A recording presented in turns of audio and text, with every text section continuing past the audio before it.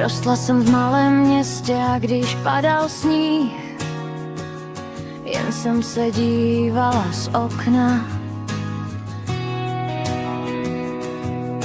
Snila o tom, jaké to může být a jestli skončím šťastně. Modlila bych se.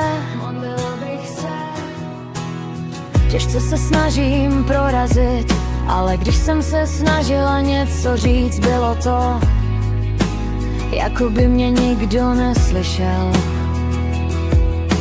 Chtěla jsem sem zapadnout, ale něco tu bylo moc špatně, tak jsem se modlila, abych odsud mohla uniknout. Roztáhnu svá křídla a naučím se létat. Udělám cokoliv, dokud se nedotknu oblohy.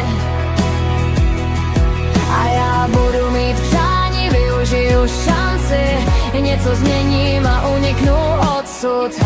Pryč z temnoty a zamířím ke slunci, ale nezapomenu na všechny své milované. Risknu to, využiju šanci, něco změním a uniknu.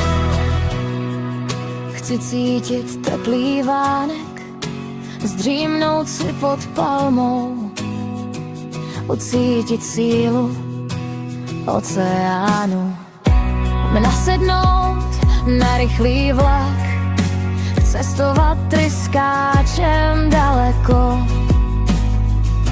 a uniknout. Roztáhnu svá křídla a naučím se létat. Udělám cokoliv, dokud se nedotknu oblohy. A já budu mít přání, využiju šanci, něco změním a uniknu odsud. Pryč z temnoty